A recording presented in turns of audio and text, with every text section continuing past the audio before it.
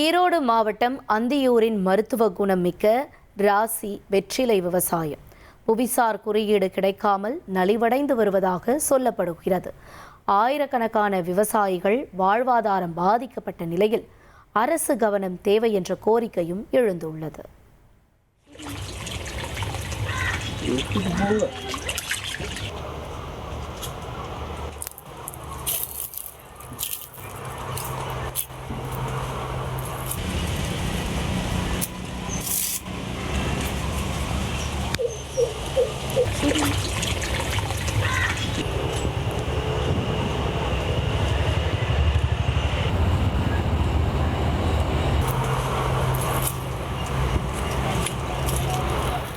அந்தியூர் என்றாலே வெற்றிலை பிரசித்தம். மேற்கு தொடர்ச்சி மலைத்தொடரை ஒட்டி அமைந்துள்ள இந்த மண்ணில் விளையும் வெற்றிலை தனித்துவமான சுவை, நீண்ட நாள் பசுமை, மருத்துவ குணம் என பல சிறப்புகளை தன்னகத்தே கொண்டுள்ளது. வேம்பத்தி, பிரம்மதேசம், வெள்ளையம்பாளையம், தவிட்டுப்பாளையம், வட்டக்காடு, புதுக்காடு, எண்ணமங்கலம், அத்தானி, செம்புளச்சாம்பாளையம் உள்ளிட்ட 15க்கும் மேற்பட்ட கிராமங்களில் பல 100 ஏக்கரில் இந்த வெற்றிலை பயிரிடப்பட்டு வந்தது. ஒரு முறை கொடி நட்டால் 10 ஆண்டுகள் வரை தொடர்ந்து விளைச்சல் தரும். முதலில் மூங்கில் மரம் நடப்பட்டு பின்னர் வெற்றிலை கொடியை அதில் படர விடுவார்கள். உச்சி வரை வளர்த்த பிறகு கிளை கொடிகளில் இருந்து இலைகள் பறிக்கப்படுகின்றன. 100 இலைகள் கொண்ட ஒரு கட்டு ஒரு கவுளி என அழைக்கப்படுகிறது. ஒரு கவுளி விலை 100 முதல் 150 ரூபாய் வரை. விசேஷ நாட்களில் கூட அதைவிட அதிகம் கிடைப்பதில்லை என்கிறார்கள் விவசாயிகள். அந்தியூரில் 2 வகையில் வெற்றிலை கிடைக்கும்.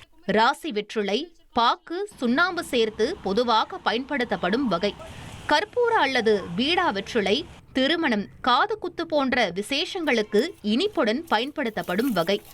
அல்சர், அஜீரணம், சளி, இருமல், தலைவலி, வாய் துர்நாற்றம் இவற்றுக்கு இயற்கை மருந்து இந்த வெற்றிலைதான் என விவசாயிகள் பெருமையாக சொல்கிறார்கள். குழந்தைகள் முதல் 80 வயது முதியவர்கள் வரை வெறும் வாயில் மென்று சாப்பிட்டாலே பல நன்மைகள் கிடைக்கும் என்பது நம்பிக்கை.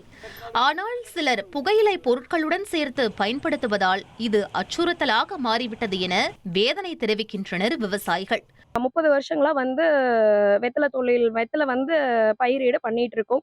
இப்ப கடந்த ஒரு 5 வருஷத்து அளவுல தண்ணீர் பற்றாக்குறையினால எங்களால பண்ண முடியல.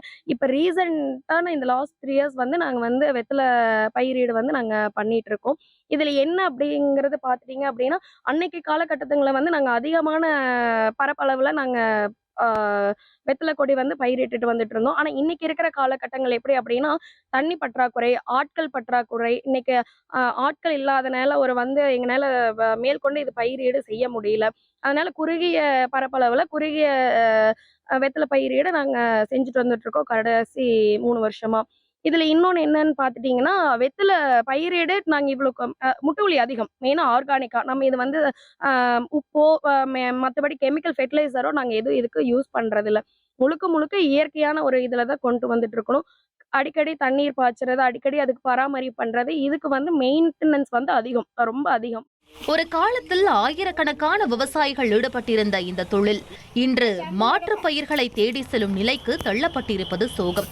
பாசன மானியம் இல்லை, மழையால் சேதம் ஏற்பட்டால் இழப்பீடு இல்லை, மதிப்பு கூட்டுதல் செய்ய அரசு முனைப்பு இல்லை. இதனால் அடுத்த தலைமுறைக்கு இந்த தொழில் தொடருமா என்ற கேள்வி எழுகிறது.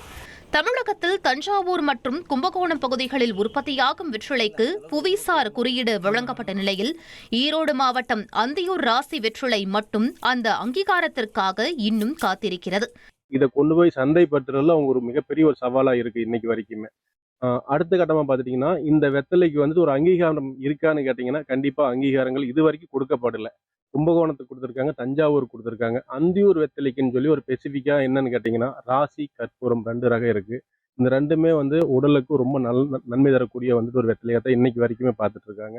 மக்கள் மத்தியிலையும் அந்தியூர் வெத்தலை அப்படின்னா ஒரு நல்ல ஒரு நேம் இருக்கு, நல்ல ஒரு வரவேற்பும் இருக்கு. ஆனா இதுக்கு ஒரு அங்கீகாரம் கிடைச்சிருக்கானா இது வரைக்கும் அரசு தரப்புல இருந்தோ அல்லது மற்ற கவர்மெண்ட் அதிகாரிகள் தரப்பில் இருந்தோ இது வரைக்கும் ஒண்ணுமே கிடையாதுங்க. இன்னைக்கு வரைக்கும் ஒண்ணுமே கொடுக்கல.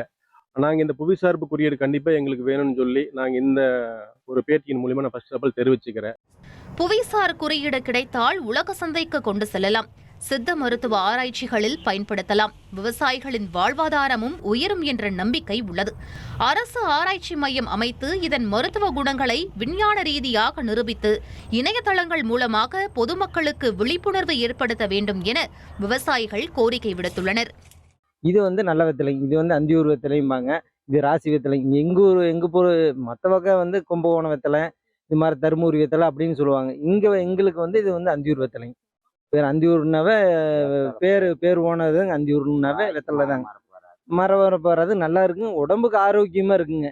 புகையில்லாத போட்டோம்னா நல்ல ஆரோக்கியமாக இருக்குங்க. புகையில போடுறதுனால தான் டாக்டர் வெத்தலை போட வேண்டாம்னு சொன்னதுனால தான் மக்கள் நிறுத்திட்டாங்க. இல்லைன்னா இதனுடைய தரம் இன்னும் நல்லா இருக்குங்க. மருத்துவ குணம் நிறைந்ததோடு பாரம்பரியத்தையும் பண்பாட்டையும் வாழ்வாதாரத்தையும் தாங்கி நிற்கும் இந்த பசுமை கொடி அரசின் கவனத்தை எப்போது பெறும்? இது வெறும் இலையல்ல, 1000 குடும்பங்களின் நம்பிக்கை. தந்தி டிவி செய்திகளுக்காக அந்தியூரிலிருந்து செய்தியாளர் மேகநாதன்.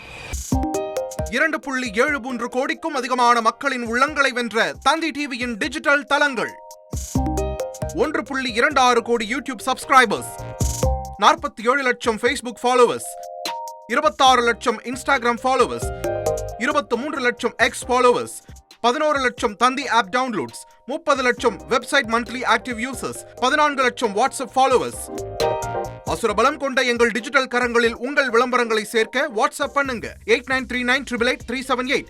Email advttanditv@dttv.in.